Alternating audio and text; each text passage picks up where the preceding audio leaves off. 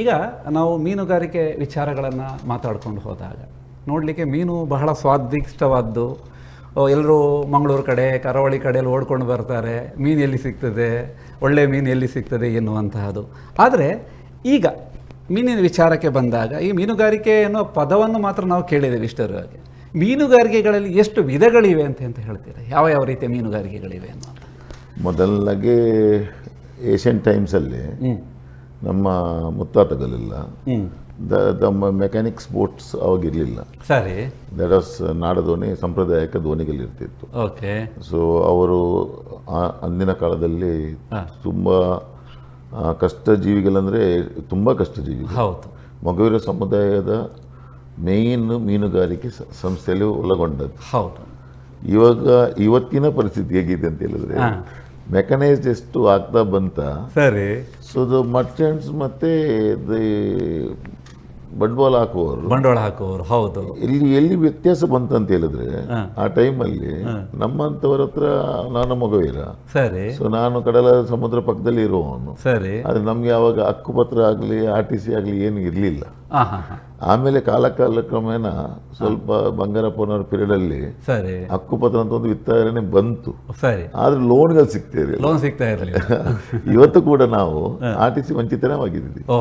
So ಇದರಿಂದ ಮೊಗವೀರ ಸಮುದಾಯ ಯಾವುದು ಮೀನುಗಾರಿಕೆಯಲ್ಲಿ ಅಳವಡಿಸಿತ್ತು, ಇವಾಗ ಅದು ನೀವು ಹೇಳಿದಾಗೆ ಇವಾಗ ಅದು ಬಂದು ಇವಾಗ ದೊಡ್ಡದಾಗಿ ಇಟ್ಸ್ ಬಿಸ್ನೆಸ್ ಆಗಿದೆ. It's a big business. ಮುಂಚೆದು ನಮ್ಮ ಸಂಪ್ರದಾಯ, ನಾವು ಅದನ್ನ ನಮ್ಮ ಗೌರವಪೂರ್ವಕವಾಗಿ ನಾವು ಅದನ್ನ ತುಂಬಾ ಅದಕ್ಕೊಂದು ವಿಶೇಷತೆ ಕೊಡ್ತೀವಿ. ಹಾಲು ಹಾಕೋದು, ಸಮುದ್ರಕ್ಕೆ ಹೋಗೋದು, ಆಮೇಲೆ ಅದಕ್ಕೊಂದು ಕ್ರಮ ಎಲ್ಲ ಇರ್ತದೆ.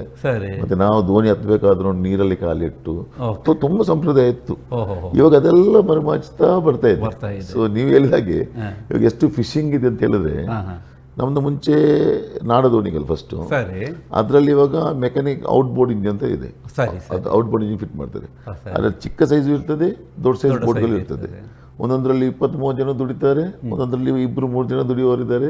ಸೊ ಅದಕ್ಕೆ ಜಪ್ಪು ಬಲ್ಲೆ ಹಲವಾರು ಹೆಸರು ಕೊಟ್ಟಿದ್ರು. ರಾಣಿ ಬಲ್ಲೆ, ಗಿಲ್ನೆಟ್ ಬೋಟು ಅಂಥದ್ದು ದೋಣಿಗಳಲ್ಲಿ. ಮತ್ತೆ ಮೆಕ್ಯಾನಿಕ್ಸ್ ಬೋಟ್ ಅಲ್ಲಿ ಡೀಪ್ ಸಿ ಫಿಶಿಂಗ್ ಅಂತ ಇರ್ತದೆ, ತುಂಬಾ ಡೀಪ್, ಅದು ಸ್ವಲ್ಪ ದೊಡ್ಡದಿರ್ತದೆ. ಅದೇ ತರ ಇನ್ನೊಂದು ಚಿಕ್ಕ ಫಿಶಿಂಗ್ ಇರ್ತದೆ, ಅದು ನಿಯರ್ ಬೈ ಸೀ. ಅದು ಒಂದು 2 ರೀತಿ. ಮತ್ತೆ ಪರ್ಸಿಯನ್ ಬೋಟ್ ಅಂತ ಇರ್ತದೆ. ಪರ್ಸಿಯನ್ ಬೋಟ್ ಅಂದ್ರೆ ಅದ್ರಲ್ಲಿ ಮೀನ್ ನೋಡಿ ಬಲೆ ಹೊಡೆಯುವಂಥದ್ದು. ಇದು ಟ್ರಾಲಿಂಗ್ ಅಂದ್ರೆ ನಾವು ನೀರಿಗೆ ಹಾಕೋದು, ಬೋಟ್ ಎಳ್ಕೊಂಡು ಹೋಗೋದು. ಸೊ ಇದು ಈ ರೀತಿಯ ಇವಾಗ ಲೇಟೆಸ್ಟ್ ಆಗಿ ಮಾಡಲ್ಸ್ ನೋಡಿದ್ರೆ ಒಂದು ಫಸ್ಟ್ ಸ್ಟಾರ್ಟ್ ಆಗಿದ್ದು ಒಂದು 100 HP ಇತ್ತು. ಇವತ್ತು 350 HP ಬಂದಿದ್ದೀವಿ. So these are the reasons. ಇವಾಗ ಫೈನಾನ್ಷಿಯಲಿ ಮೊಗವೀರಸ್ ಡೌನ್ ಆದ ಮೇಲೆ ಇವಾಗ ಬಂಡವಾಳಶಾಹಿಗಳೆಲ್ಲ ಬಂದು ಇವಾಗ ಬಿಸ್ನೆಸ್ ಮಾಡ್ಕೊಂಡು ಇವಾಗ ಅವರನ್ನು ಮೀನುಗಾರರಾಗಿ ಎಲ್ಲರೂ ಮೀನುಗಾರರಾಗಿದ್ದೀವಿ ಇವಾಗ. ಈಗ ಕರಾವಳಿ ಪ್ರದೇಶದಲ್ಲಿ ಎಷ್ಟು ಮಂದಿ ಮೀನುಗಾರಿಕೆಯನ್ನು ಅವಲಂಬಿಸಿದ್ದಾರೆ ನಿಮ್ಮ ಒಂದು ಅಧ್ಯಯನ? It is like we can't expect. ಅಂದರೆ ಇವಾಗ ಒಂದು ಬೋಟಿಗೆ ಸರ್ ಒಂದು ಪರ್ಸನಲ್ಲಿ 30 ಜನ ದುಡಿತಾರೆ. ಓಕೆ. ಅದರ ಜೊತೆ ಒಂದು ಕ್ಯಾರಿಯರ್ ಅಂತ ಇರ್ತದೆ, ಅದರಲ್ಲಿ ಒಂದು 5 ಜನ ದುಡಿತಾರೆ. ಸರಿ. ಅದು ಬಂದು ದಡಕ್ಕೆ ಬಂದ್ಬಿಟ್ಟಿದ ತಕ್ಷಣ ಅಲ್ಲಿ ಆ ಮೀನ್ ಕಾಲು ಮಾಡಿ ಗೋರವರು ಅಂತೀವಿ ನಾವು ಅದಕ್ಕೆ. ಅವರು ಒಂದು 10-15 ಜನ ಟೀಮ್ ಇರ್ತದೆ. ಅದಾದ್ಮೇಲೆ ಅಲ್ಲಿ ಹೆಂಗ್ಸ್ಗಳು ಇರ್ತಾರೆ, ಅವರೊಂದು 8-10 ಜನ ಇರ್ತಾರೆ. ಸೊ ಅವರು ಮೀನ್ ಖಾಲಿ ಮಾಡೋದು, ಬೋಟಿಂದ ಗೋರವನ್ನು ಬಟ್ಟಿಗೆ ಹಾಕೋದು, ಬಟ್ಟಿಂದ ಮೇಲೆ ಕೊಟ್ರೆ ಹೆಂಗ್ಸ್ಗಳು ಬಂದು ಆಕ್ಷನ್ ಹತ್ರ ಇಡೋದು. ಆಕ್ಷನ್ ಅಂತ ಒಬ್ರು ಇರ್ತಾರೆ. ಮತ್ತೇನಾಗ್ತದೆ ಅಂತ ಹೇಳಿದ್ರೆ ಯಾರೆಲ್ಲ ಫಿಶ್ ಮರ್ಚೆಂಟ್ಸ್ ಇರ್ತಾರೆ ಅಲ್ಲ, ಗ್ರಾಹಕರು ಯಾರೆಲ್ಲ ಬಂದಿದ್ದಾರೆ, ಆಕ್ಷನ್ ಆಗ್ತದೆ. ವಿಚ್ ಯಾರ್ದು ಡಿಮಾಂಡ್ ಜಾಸ್ತಿ, ನೀವು 10 ರೂಪಾಯಿ 50-30 ಅಂತ ಹೋಗ್ತಾ ಯಾರು ಹೈಯೆಸ್ಟ್ ಹಾಕಿರ್ತಾರೆ ಆ ಮೀನು ಅವ್ರು ಎತ್ಕೊಂಡು ಹೋಗ್ತಾರೆ. ಆ ಎತ್ಕೊಂಡು ಹೋಗುವಾಗ ಅಲ್ಲಿ ರಿಕ್ಷಾ ಯೂಸ್ ಆಗ್ತದೆ. ರಿಕ್ಷೆ ಅದು ಮನೆ ಫ್ಯಾಮಿಲಿ ನಡೀತದೆ. ಟೆಂಪೋ ಯೂಸ್ ಆಗ್ತದೆ, ಮತ್ತೆ ದೊಡ್ಡ ಟೆಂಪೋ ಹೋಗ್ತದೆ. ಮತ್ತೆ ಅದ್ರಲ್ಲಿ ಎಕ್ಸ್ಪೋರ್ಟ್ ಆಗೋ ಒಂದು ಮೀನುಗಳು ಇರ್ತದೆ. ಇಲ್ಲಿ ಫಿಶ್ ಫ್ಯಾಕ್ಟ್ರಿಗಳು ಇರ್ತದೆ, ಫಿಶ್ ಮೀಲ್ಗಳು ಇರ್ತದೆ, ಐಸ್ ಫ್ಯಾಕ್ಟ್ರಿಗಳು ಇರ್ತದೆ, ಲಾರಿಗಳು ಇರ್ತದೆ.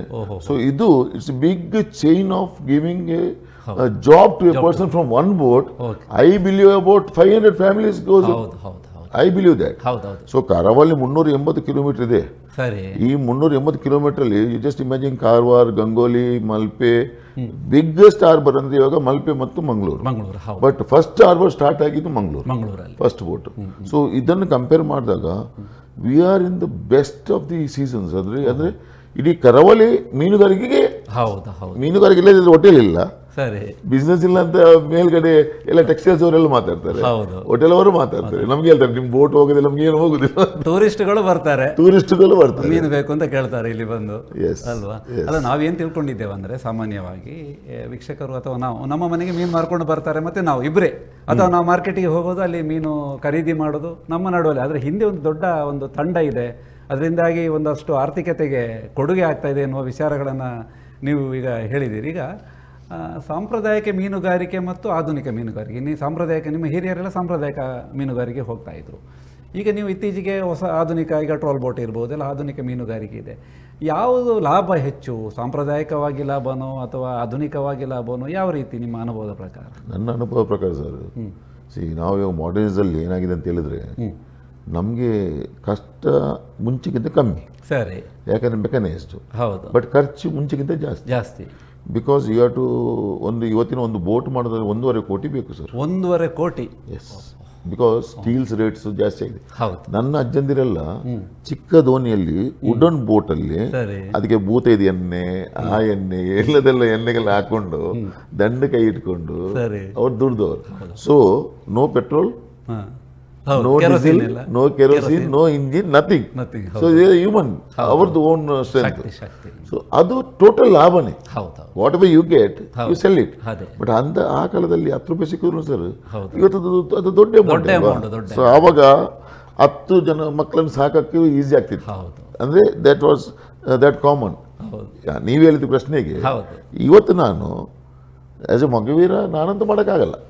ನಮ್ಮದ್ರಲ್ಲಿ 10-15 ಜನ ತುಂಬ ವೆಲ್ ವಿಷರ್ಸ್ ಇರ್ಬೋದು, but some people hard work ಇಂದ ಅವರ ಒಂದು ಸ್ಟ್ರಗಲ್ ಇಂದ ಬಂದಿದ್ದಾರೆ ಮೇಲೆ. ಸೊ 1.5 ಕೋಟಿ ಬೋಟಿಗೆ ಹಾಕಿ ಇನ್ನೂ ಮೆಕ್ಯಾನೈಸ್ಡ್ ಅದು ಇಂಜಿನ್ಸ್ ಯಾವತ್ತಿ ಕೈ ಕೊಡ್ತೀವಿ ಹೇಳಕ್ಕಾಗೋದಿಲ್ಲ. ಫ್ಯಾನ್ಸ್ ಇರ್ತದೆ, ಶಾಫ್ಟ್ ಇರ್ತದೆ. ಸೊ ನೆಟ್ಸ್ ಬೇಕು ನಮಗೆ, ಮಾಡರ್ನೈಸ್ ನೆಟ್ಸ್ ಬೇಕು. ಒಂದೊಂದು ಸ್ಟೈಲ್ ಆಫ್ ಫಿಶಿಂಗ್ ಚೇಂಜ್ ಆಗ್ತದೆ. ಮತ್ತೆ ನೀವು 100 ಹಾರ್ಸ್ ಪವರ್ ಇದ್ದ ನೆಟ್ಗಳದ್ದು ಯೂಸ್ ಆಗಲ್ಲ. ವುಡನ್ ಬೋಟ್ಸ್ಗಳಿತ್ತು ಆವಾಗ, ಅದನ್ನು ನನ್ನ ಲೆಕ್ಕದಲ್ಲಿ ಸ್ವಲ್ಪ ಲಾಭದಾಯಕ ಇತ್ತು. ಇವತ್ತು ಹಾಗೆ ಅಲ್ಲ. If you are lucky you are getting it, if you are not lucky you are not getting it. So ನನ್ನ ಲೆಕ್ಕದಲ್ಲಿ sir old is gold. Gold ಅಲ್ವಾ? ಅಂದ್ರೆ ಹೆಚ್ಚು ಅಮೌಂಟ್ ಹಾಕಿದ್ರೂ ಪ್ರಯೋಜನ ಇಲ್ಲ. ಈಗ ಅಷ್ಟು ಹಣವನ್ನು ಹಾಕಿ you are taking tension sir. ಏನಂತ ಹೇಳಿದ್ರೆ, ನೀವು 1.5 ಕೋಟಿ ಹಾಕೋದು, ಬೋಟ್ ಹೋಗೋದು, ಅದು ರಿಸ್ಕಿ. ನಮ್ಮ ಬಿಸ್ನೆಸ್ ಇಸ್ ವೆರಿ ರಿಸ್ಕಿ. ಈಗ ಒಂದು ಪ್ರಶ್ನೆ ನಮ್ಮಲ್ಲಿ ಸಾಮಾನ್ಯವಾಗಿ ವೀಕ್ಷಕರು ಕೇಳ್ತಾರೆ, ಇಲ್ಲಿ ಕರಾವಳಿ ಮಾತ್ರ ಅಲ್ಲ, ನಮ್ಮ ಕರ್ನಾಟಕದಾದ್ಯಂತ ಅಥವಾ ವಿದೇಶದಲ್ಲಿ ಕಾರ್ಯಕ್ರಮವನ್ನು ನೋಡ್ತಾರೆ. ಒಂದು ಬಾರಿ ನೀವು ಸಮುದ್ರದಲ್ಲಿ ಬೋಟಲ್ಲಿ ಹೋದರೆ ಎಷ್ಟು ದಿವಸ ಮೀನುಗಾರಿಕೆಗಾಗಿ ಸಮುದ್ರದಲ್ಲಿ ನಿಲ್ಬೇಕಾಗ್ತದೆ ಅನ್ನೋದು ಪ್ರಶ್ನೆ ಬರ್ತದೆ. ಎಷ್ಟು ದಿವಸ ಇರ್ತೀರಿ? Minimum 10 days sir. 10 days deep sea fishing. Deep sea fishing ಅಲ್ಲಿ ಮಿನಿಮಮ್ 10 ಡೇಸ್ ಅಲ್ಲಿ ಇರ್ತಾರೆ. ಯಾಕಂತ ಹೇಳಿದ್ರೆ ದೇ ಆರ್ 2-3 ಥಿಂಗ್ಸ್.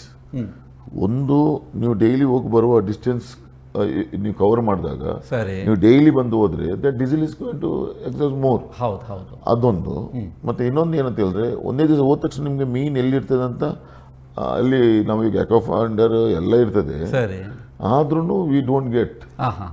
ಮತ್ತೆ ಅದನ್ನ ಒಂದು 10 ಡೇಸಲ್ಲಿ ದೇ ಸರ್ಚ್ ಇಟ್. ಒಂದು ಸ್ವಲ್ಪ ಆದ್ರೂ ಮೀನು ತರಬೇಕು ಅಂತ ಆಟ ಇರ್ತದೆ. ಬಟ್ ಇವಾಗ ಏನಾಗಿದೆ, ಸ್ವಲ್ಪ ಡೀಪ್ ಹೋಗಿ ಮೀನುಗಳು ಡೀಪ್ ಹೋಗಿದೆ. ಐ ಥಿಂಕ್ ನಾವು 11-12 ಡೇಸನ್ನು ಮಾಡ್ತಾರೆ.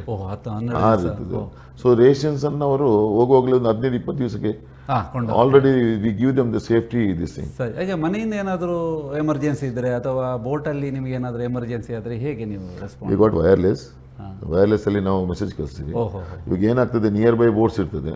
ಇವಾಗ ಸಪೋಸ್ ನಾನು ಒಂದು ಬೋಟ್ಗೆ ರೀಚ್ ಆಗಿಲ್ಲ ಅಂತ ಹೇಳಿದ್ರೆ, when we put a wireless message, ಆ ಬೋಟ್ ಅವರಿಗೆ ಮೆಸೇಜ್ ಕೊಡ್ತಾರೆ, ದಟ್ ಈಸ್ ನಿಯರ್ ಬೈ. ಮತ್ತೆ ಅವ್ರ ಹತ್ರ ಇದ್ರೆ ಮೊಬೈಲ್ಸ್ ಎಲ್ಲ ಕನೆಕ್ಟ್ ಆಗ್ತದೆ. ಸೊ ಇವಾಗ ಕೋಸ್ಟ್ ಗಾರ್ಡ್ ಅಲ್ಲಿ ತುಂಬಾ ಡೆವಲಪ್ಮೆಂಟ್ಸ್ ಇದೆ ಅಂತ ಹೇಳಿದ್ರೆ, ನಮ್ದು ಒಂದು ನಂಬರ್ ಒತ್ತಿದ್ರೆ we can see the boat where it's located. ಮತ್ತೆ ಇವಾಗ ಬೋಟ್ ಹೋಗೋದು ಗೊತ್ತಾಗ್ತದೆ, ಬರೋದು ಗೊತ್ತಾಗ್ತದೆ. ಸೊ ಎಲ್ಲ ರೀತಿಯ ಟ್ರಾನ್ಸ್ಪಾಂಡರ್ಸ್ ಎಲ್ಲ ಹಾಕಿದ್ದೀವಿ. ಸೊ ನಾವು government is also given 2-3 things. ಅದು they are doing it very nicely. ಅದೊಂದು ಟ್ರ್ಯಾಕ್ ಆಗ್ತದೆ. ಈಗ ಲೇಬರ್ ಸಮಸ್ಯೆಗಳಂತದ್ದು ಏನೂ ಬರೋದಿಲ್ಲ ಸರ್? ಈಗೆಲ್ಲ ಲೇಬರ್ಸ್ ಎಲ್ಲ ಮೀನುಗಾರರು ಮಾತ್ರ ಅಲ್ಲ, ಮಗುವಿರಲ್ಲ, ಬೇರೆಯವರು ಹೊರಗಿನವರು ಇರ್ತಾರೆ. ಇವಾಗ ಏನಾಗಿದೆ ಅಂತ ಹೇಳಿದ್ರೆ, ತಮಿಳ್ನಾಡು, ಆಂಧ್ರ, ನಿಮ್ಮ ಇವನ್ ಬಿಹಾರ್ ಸೈಡು, UP ಸೈಡು, ಮುಂಚೆ Kerala, Tamil Nadu, Andhra, that was common. ಇವಾಗ ಎಲ್ಲ ಸೈಡಿಂದ, ಜಾರ್ಖಂಡ್ ಬರೋಕ್ಕೆ ಸ್ಟಾರ್ಟ್ ಮಾಡಿದ್ದಾರೆ. ಇಲ್ಲಿದ್ದು ಏನಾಗಿದೆ ಅಂತ ಹೇಳಿದ್ರೆ, ಅವರಿಗೆ ಸ್ವಲ್ಪ ದುಡಿದ್ರೆ ಅವರಿಗೆ ಸ್ವಲ್ಪ ಕಾಸು ಸಿಗ್ತದೆ ಅಂತ ಹೇಳುವ ಮಟ್ಟದಲ್ಲಿ ಅವ್ರು ದುಡಿತಾರೆ. ಮತ್ತೆ ಅವರನ್ನು ನಾವು ಯಾರನ್ನು ಬ್ಯಾಡ್ ಅನ್ನೋಕ್ಕೆ ಆಗೋದಿಲ್ಲ. ಹೌದು. So we take them as a human being is our duty. ಸರಿ ನಾವು ಮೀನುಗಾರರು ಯಾವತ್ತು ಸ್ವಾಭಿಮಾನ ಇದ್ದವರೆಲ್ಲ. ಅವಾಗ ಏನಾಗ್ತದೆ, ಒಬ್ಬ ಬಂದದ್ದು ಕೆಲಸ ಕೇಳುವಾಗ ನಾವು ಕೆಲಸ ಕೊಡುವವರು, ಕೆಲಸ ಇಲ್ಲಂತ ಹೇಳುವ ಮಾತೇ ಇಲ್ಲ. ಹೌದು. ಸೊ ಹಾಗಾಗಿ ಎಲ್ಲ ಕೆಲಸ ಮಾಡ್ತೀವಿ. ಈಗ ನಾವು ಪತ್ರಿಕೆಗಳಲ್ಲೆಲ್ಲ ಒಂದು ಸಾಮಾನ್ಯವಾಗಿ ಕೇಳ್ತಾ ಇರ್ತೇವೆ, ಯಾವಾಗ ನೋಡಿದ್ರು ಡೀಸೆಲ್ನಿಂದಾಗಿ ಬೋಟಿಗೆ ಸಮಸ್ಯೆ ಆಗ್ತಾ ಇದೆ, ನಮಗೆ ಡೀಸೆಲ್ ಕೊಡಿ, ಇಷ್ಟು ಕೋಟ ಕೊಡಿ. ಏನದು ಸರ್ ಡೀಸೆಲ್ ಬಗ್ಗೆ ಏನದು ಚರ್ಚೆಗಳು?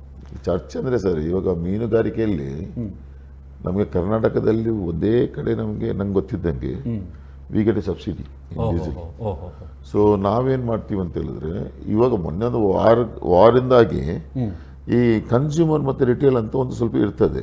ಅಂದರೆ ಅದರಲ್ಲಿ KFDC ಮತ್ತು ಅಲ್ಪಸಂಖ್ಯಾತರ ಬಂಕ್ ಅಂತಿದೆ ನಮ್ಮಲ್ಲಿ 5 ಬಂಕ್ಗಳಿರ್ತದೆ ಸರ್. ಸರಿ. ಒಂದು ಪರ್ಸಿನ್ ಯೂನಿಯನ್ ಇರ್ತದೆ, ಸರಿ, ಒಂದು ಟ್ರಾಲ್ಬೋಟ್ ಯೂನಿಯನ್ ಇರ್ತದೆ, ಮತ್ತೆ ಒಂದು ಬಂದು ಫೆಡರೇಷನ್ ಇರ್ತದೆ. ಈ 3 ರಿಟೇಲ್ ಸರ್. ಅವರಿಗೆ ಒಂದು ಬೋಟಿಗೆ ಅವರ ಸೀಮಿತವಾದ ಬೋಟ್ಗಳಿರ್ತದೆ. They fix up so much boats. So ಮಿಕ್ಕಿದ KFDC ಮತ್ತು ಅಲ್ಪಸಂಖ್ಯಾತರಲ್ಲಿ ಇರ್ತದೆ. ಸೊ ಈ ಟೈಮಲ್ಲಿ ಏನಾಯಿತು, ನಮ್ಮ ರಿಟೇಲ್ಸ್ ಸಿಗ್ತಾ ಇತ್ತು ಡೀಸೆಲ್, ಕನ್ಸ್ಯೂಮರಲ್ಲಿ ಜಾಸ್ತಿ ಕಾಸು ಕೊಟ್ಟು ತಗೋಬೇಕಂತ ಪ್ರಶ್ನೆ ಇದ್ದಾಗ ಒಂದು 22 ರೂಪೀಸ್ ತನಕ ಅವ್ರಿಗೆ ಲಾಸ್ ಆಗ್ತಿತ್ತು ಪರ್ ಲೀಟರ್. ಕನ್ಸ್ಯೂಮರ್ಗೆ ರೇಟ್ ಜಾಸ್ತಿ ಮಾಡಿದ್ರು ಅಂತ ಸುದ್ದಿ. ಹೌದು, ಎಸ್ ಎಕ್ಸಾಕ್ಟ್ಲಿ. ಸೊ ಅದನ್ನ ಅರ್ಕೊಂಡು ನಮ್ಮ ಸ್ಪೀಕರ್ ಸಾಹೇಬರು, ನಮ್ಮ ಡಾಕ್ಟರ್ UT ಖಾದರ್ ಅವರು ನಮ್ಮನ್ನು DCN ಎಲ್ಲ ಕೂರಿಸಿ ಒಂದು ಮೀಟಿಂಗ್ ಮಾಡಿದ್ರು. ಸೊ ಅದರಲ್ಲಿ ನಮಗೆ ಬೆನಿಫಿಟ್ ಆಯಿತು. ಏನು ಬೆನಿಫಿಟ್ ಆಯ್ತು ಅಂತ ಹೇಳಿದ್ರೆ, ಕನ್ಸ್ಯೂಮರ್ಸನ್ನು ಅವ್ರ ವಿಡಿಯೋ ಕಾನ್ಫರೆನ್ಸ್ ಮೂಲಕ DC ಸಾಹೇಬರು ಮತ್ತು ಸ್ಪೀಕರ್ ಸಾಹೇಬರು ಒಟ್ಟಿಗೆ ಇದ್ದು, ಸ್ಪೀಕರ್ ಸಾಹೇಬರು ಆದೇಶ ಮಾಡಿಬಿಟ್ರು, ಮೀನುಗಾರಿಗೆ ತೊಂದರೆ ಆಗಬಾರ್ದು, ಯಾವುದೇ ಕಾರಣಕ್ಕೂ ನೀವು ಡೀಸೆಲ್ ಕೊಡಲೇಬೇಕು, ಅದು ಎಷ್ಟೇ ಲಾಸ್ ಮಾಡ್ಕೊಳ್ಳಿ, ಏನಾದರೂ ಮಾಡ್ಕೊಳ್ಳಿ, but they should not suffer ಅಂತ ಅವರ ಒಂದು ಕರಖಂಡಿತವಾದ ನಿರ್ಧಾರ. ಅದೇ ಜೊತೆಯಲ್ಲಿ ನಮ್ಮ ಹತ್ರ ಗ್ಯಾಸ್ ವಿಷಯ ಕೇಳಿದಾಗ ಅವ್ರು ಹೇಳಿದ್ರು, ನಾನು ಎಲ್ಲ ಪೂರ್ಸಕ್ಕಾಗಿಲ್ಲ, ನಾನು ದಿವಸಕ್ಕೆ ಎಷ್ಟು ಲ್ಯಾಂಡಿಂಗ್ ಆಗ್ತದೆ, ನಾನು ಒಂದು 130 ಅಂತ ಹೇಳಿದೆ. So he was the first person to talk with conference ಎಲ್ಲ ಮಾಡಿ, ಈಗ ಆರ್ಡರ್ಡ್ ನೇಮ್ 130 ಮಿನಿಮಮ್ ಕೊಡಿ, ಅವ್ರಿಗೆ 260 ಬೇಕು, ಆದರೆ ಬೇಡ 130 ನೀವು ಕೊಡಲೇಬೇಕಂತ ಒಂದು ಆದೇಶ ಮಾಡಿದಕ್ಕೆ we are successfully we are doing it. ಇಲ್ಲದ್ರೆ ಬ್ಲ್ಯಾಕ್ ಅಲ್ಲೆಲ್ಲ ಸುಮ್ಮನೆ ಯಾರ್ಯಾರು ಕ್ರಿಯೇಟ್ ಮಾಡ್ತಿದ್ರು. UT ಖಾದರ್ ಅವರು ಬಹಳ ಮುತುವರ್ಜಿ ವಹಿಸಿದ್ದಾರೆ. Yes yes, I am really grateful. I want to thank you in this moment also. ಅವರು ಇವತ್ತು ಅಂತಲ್ಲ, ನಾನು ನೋಡಿದಾಗೆ ಮುಂಚೆ ಮೀನುಗಾರರ ಪರವಾಗಿ ಅವರು ಕರಾವಳಿ ಅವರಲ್ಲ, ಅವರಿಗೆ ಅದರ ತುಂಬಾ ಇರ್ತದೆ. ನಂಗೆ ಅವಳು ಬೈತಾ ಇರ್ತಾರೆ, ಬೆಂತಾಡ್ತಾ ಇರ್ತಾರೆ, ಏನಾದ್ರು ಮಾಡಬೇಕು ಚೇತನ್, ಅವ್ರನ್ನ ಬಿಟ್ಕೊಡ್ಬೇಡ, ಏನಿದ್ರು ನಮ್ಗೆ ಹೇಳಿ, ಇದನ್ನ ನಾನು ಎನಿ ಟೈಮ್ ನಾನು ಮಾಡ್ಕೊಡ್ತೀನಿ. ಆದರೆ ವಿಧಾನಸೌಧದಲ್ಲಿ ಮೀಟಿಂಗ್ ಮಾಡಿದ್ದಾರೆ, 3rd ಸ್ಟೇಜಲ್ಲಿ ಕಂಪ್ಲೀಟ್ ಮಾಡೋಕೆ ಅವರು ತುಂಬಾ ಸಹಕಾರ ಮಾಡಿದ್ದಾರೆ. ಎಲ್ಲ ವಿಷಯದಲ್ಲಿ ಮೀನುಗಾರರಿಗೆ ಅವರು 100ಕ್ಕೆ 100. ನಮ್ಮ ಜನಪ್ರತಿನಿಧಿಗಳು ನಮ್ಮವರಿಗಾಗಿದ್ರೆ ಅದು ಬಹಳ ಸಂತೋಷದ ವಿಚಾರ. Proud of it. ಸರ್, ತಾವು ಟ್ರಾಲ್ ಬೋಟ್ ಸಂಘಟನೆ ಅಂತ ನಾನು ಕೇಳಿದ್ದೇವೆ, ಯೂನಿಯನ್ ಅಂತೇಳಿ, ಅದು ಯಾವ ರೀತಿ ಕಾರ್ಯನಿರ್ವಹಿಸ್ತದೆ? ಟ್ರಾಲ್ ಬೋಟ್ ಅವರು ನಮ್ಮ ಅಲ್ಲೇ ಓಲ್ಡ್ ಸಂಸ್ಥೆ ಅದು. ಅವಾಗ ಏನಾಗ್ತಿತ್ತು ಅಂತ ಹೇಳಿದ್ರೆ, ನಮಗೆ ಸರ್ಕಾರ ಸಿಗುವಂಥ ಸವಲತ್ತುಗಳಾಗಲಿ, ಇಲ್ಲೊಂದು ಸಿಸ್ಟಮೆಟಿಕ್ ವೇ ಆಗಿ ಬಿಹೇವ್ ಮಾಡೋಕ್ಕೋಸ್ಕರ ಆ ಕಾಲದಲ್ಲಿ ನಮ್ಮ ಹಿರಿಯವರು ಮಾಡಿದ ಸಂಸ್ಥೆ ಅದು. ಅಲ್ಲಿ ಏನಾಗ್ತು, ಒಂದು ರಜೆ ಮಾಡಬೇಕಾ, ನಮಗೆ ಒಂದು ಟ್ರಾಲ್ ಬೋಟ್ ಯೂನಿಯನ್ ಅಲ್ಲಿ ಏನು ಡಿಸಿಷನ್ ತಗೊಂಡ್ರೆ that is the final decision. ಮತ್ತೆ ಮೀನುಗಾರರಿಗೆ ಯಾವ ತರ ಸವಲತ್ತೆಲ್ಲ ತರಬೇಕಾದ್ರೆ that union is to go and fight and get the things with the people. ಆವಾಗಿಂದ ಶುರುವಾಗಿದ್ದಂಥ ಸಂಸ್ಥೆ ಇವತ್ತು ತನಕ. ಇವಾಗ ನಾನು ಒಂದು 3 ವರ್ಷ ಆಯ್ತಿದ್ದು, 4ನೇ ವರ್ಷದಲ್ಲಿ ನಾನು ಅಧ್ಯಕ್ಷನ ನಿಭಾಯಿಸ್ತಿದ್ದೀನಿ. ನನ್ನ ಕ್ವಶನ್ ಏನಂತ ಹೇಳಿದ್ರೆ, ನಾವು ಏನು ಮಾಡ್ತೀವಿ ಅಂತ ಹೇಳಿದ್ರೆ, ಯಾರೇ ಬೋಟ್ ಸಫರ್ ಆದ್ರೂ ನಮಗೆ ಕಂಪ್ಲೇಂಟ್ ಬಂದಾಗ ಅದನ್ನು ಇತ್ಯರ್ಥ ಮಾಡೋದು. ಮತ್ತೆ ಅವರನ್ನು ಕರೆಸಿ, ಇವಾಗ ಫಿಶರೀಸ್ ಡಿಪಾರ್ಟ್ಮೆಂಟ್ ಏನಾದ್ರು ಕೆಲಸ ಆಗಬೇಕಾದ್ರೆ ನಾವು ಹೋಗ್ಬಿಟ್ಟು ಅವರಿಗೆ ಫೋರ್ಸ್ ಮಾಡೋದು, ವೈ ಈಸ್ ನಾಟ್ ಹ್ಯಾಪನಿಂಗ್ ಅಂತ. ಮತ್ತೆ ಕರ್ನಾಟಕದ ಈ ಸಲ ತುಂಬ ಬೋಟ್ಗಳಿಗೆ ಹೊಡೆದಿದ್ದಾರೆ, ಕೇರಳದವರು ಹೊಡೆದಿದ್ದಾರೆ, ಕರ್ನಾಟಕದಲ್ಲಿ ಹೊಡೆದಿದ್ದಾರೆ. ಸೊ ನಾವು ಯೂನಿಯನ್ಸ್ ಅದನ್ನು ಹೋಗ್ಬಿಟ್ಟು, ನಾನು ಆಲ್ಮೋಸ್ಟ್ ಆಲ್ ಡೆಲ್ಲಿಗೆ ತನಕ ಹೋಗ್ತೀವಿ, ಬೇರೆ ಕಡೆನೂ ಹೋಗ್ತೀವಿ. ನಮ್ದೊಂದು ಕ್ರಿಯಾ ಸಮಿತಿ ಅಂತ ಇದಿಲ್ಲ ಸರ್. ಆ ಕ್ರಿಯಾ ಸಮಿತಿ ಅಂದ್ರೆ 380 ಕಿಲೋಮೀಟರ್ ಅಲ್ಲಿ ಯಾವುದೇ ವ್ಯವಸ್ಥೆ ಇದ್ರೆ, ಅಂದ್ರೆ ದೋಣಿ ಅವರದಾಗ್ಲಿ, ಬೋಟ್ ಅವರದಾಗ್ಲಿ, ಯಾವ ಟೈಪ್ ಫಿಶಿಂಗ್ ಇದ್ರು ಅದ್ರ ಮೆಂಬರ್ ನಾವೆಲ್ಲ. ಸೊ ಅದು ಎಲ್ಲದಕ್ಕೂ ಸುಪ್ರೀಂ ಹೆಡ್ ಅದು ನಮಗೆ. ನಮ್ಮ ಕ್ರಿಯಾ ಸಮಿತಿ ಅಂದ್ರೆ ಕರ್ನಾಟಕದ ನಂಬರ್ 1 ಸಂಸ್ಥೆ. ಸೊ ಆ ಸಂಸ್ಥೆಯಲ್ಲಿ ನಾವು ಮೆಂಬರ್ ಇರ್ತೀವಿ. ಸೊ ನಮ್ಮ ದೂರುಗಳನ್ನು ನಾವು ನಮ್ಮ ಹತ್ರ ಆಗದಿದ್ದದನ್ನೆಲ್ಲ ನಾವು ಅಲ್ಲಿಗೆ ತಿಳಿಸ್ತೀವಿ. ಸೊ ಕರ್ನಾಟಕದಲ್ಲಿ ಎಲ್ಲರಿಗೂ ಒಂದೇ ಯೂನಿಫಾರ್ಮ್ ಕೆಲಸ ಮಾಡಲಿ ಅಂತ ನಮ್ದೊಂದು ಉದ್ದೇಶ ಇರ್ತದೆ. So trawl boat will be helping the people. Simple ಅವರೇ ಮೆಂಬರ್ ಅಲ್ವಾ. ಅಂದ್ರೆ ಎಲ್ಲ 2-3 ಯೂನಿಯನ್ಗಳು ಆ ಥರ ಇಲ್ಲ, ಕಾರ್ಮಿಕ ಯೂನಿಯನ್ ತರ 2-3 ಯೂನಿಯನ್ಗಳು ಅಲ್ಲ. ನಾವು ಇಲ್ಲಿ ಏನು ಮಾಡ್ತೀವಿ ಅಂತ ಹೇಳಿದ್ರೆ, ಎಲ್ಲರೂ ನಮ್ಮವರೇ.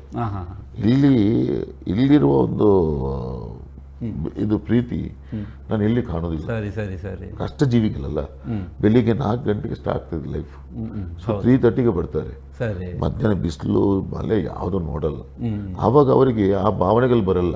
ಖಂಡಿತ ಖಂಡಿತ. ಅಲ್ಲಿ ಏನಾಗ್ತದೆ ಅಂದ್ರೆ ವಿ ಲವ್ ಈಚ್ ಅದರ್, ಒಬ್ರಿಗೊಬ್ರು ಹೆಲ್ಪ್ ಮಾಡ್ತೀವಿ. ಆ ಸಮುದಾಯ ಯಾರು ಏನು ನೋಡೋದಿಲ್ಲ ಅಲ್ಲಿ. ಸರಿ ಸರಿ. ನಮ್ದು ಎಲ್ಲರೂ ಒಂದು ಅಂತ ಹ್ಯೂಮನ್ ಬೀಯಿಂಗ್ ತರ ಅಲ್ಲಿ ಕೆಲಸ ಮಾಡ್ತಾರೆ. ಓಹೋ, ಒಳ್ಳೆಯದು ಸರ್. ಈಗ ಒಂದು ಪ್ರಶ್ನೆಗಳು ಬರೋದು ಸಾಮಾನ್ಯವಾಗಿ ಮಹಿಳೆಯರಿಗೆ, ಮನೆಯವರಿಗೆಲ್ಲ ಒಂದು ಸಾಮಾನ್ಯವಾಗಿ ಪ್ರಶ್ನೆಗಳು, ಈ ಮೀನಿನ ದರ ಅದು ಬದಲಾವಣೆ ಆಗ್ತಾನೆ ಇರ್ತದೆ, ಕಾರಣಗಳು ಗೊತ್ತಾಗೋದಿಲ್ಲ.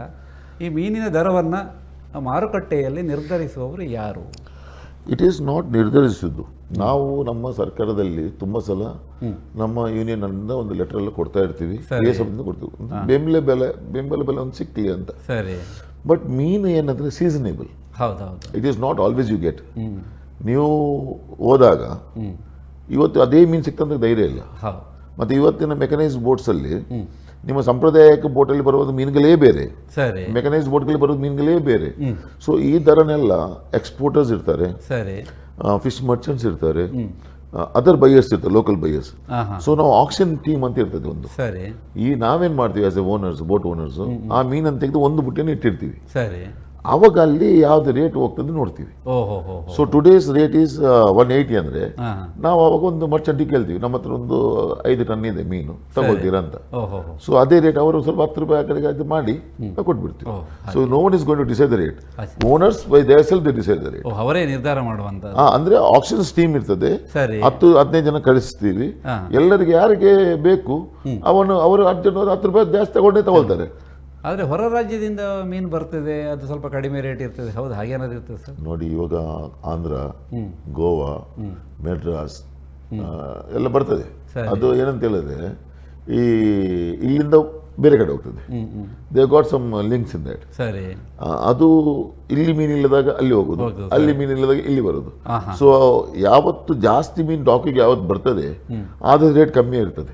ಯಾಕಂದ್ರೆ ನಿಮ್ಗೆ ಐಸ್ ಇರುದಿಲ್ಲ, there lot of disturbance, ice ಸಿಗುದಿಲ್ಲ.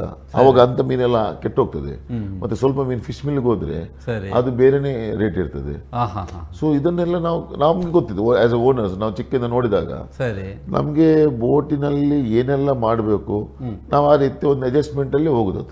ಅದನ್ನ ಅದು ಏನ್ ಮಾಡ್ಬೇಕಂತ ಹೇಳಿದ್ರೆ, ಸಪೋಸ್ ಕರ್ನಾಟಕ ಸರ್ಕಾರ ಅಲ್ಲ ಸೆಂಟ್ರಲ್ ಜೊತೆ ಸೇರಿ ಮೀನುಗಾರರಿಗೆ ಒಂದು ಬೆಂಬಲ ಬೆಲೆ ಫಿಕ್ಸ್ ಮಾಡಿದ್ರೆ, we are ready to give the KFDC's what, Karnataka Fisheries Development Corporation. ಮುಂಚೆ ಅವರೆಲ್ಲ ಮೀನು ತಗೊಂಡು ಬೇರೆಯವ್ರಿಗೆ ಕೊಡ್ತಿದ್ದು ಒಂದು ರೇಟ್ ಹಾಕಿ. ಇವತ್ತು ಆ ಕಾಲ ಹೋಗಿದೆಯಲ್ಲ.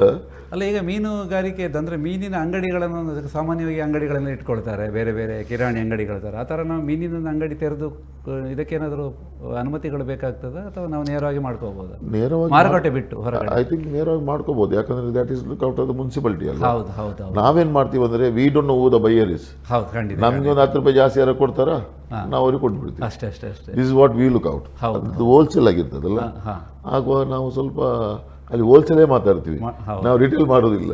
ಅಂದ್ರೆ ಲಾಭ ಮೀನುಗಾರಿಕೆ ಹೇಗೆ ಲಾಭದಾಯಕವೇ, ಹೇಗೆ ಪ್ರಾಫಿಟ್ ಹೇಗೆ ಇದೆ, ಲಾಭದ ಮೇಲೆ ನೋಡೋದಲ್ಲ.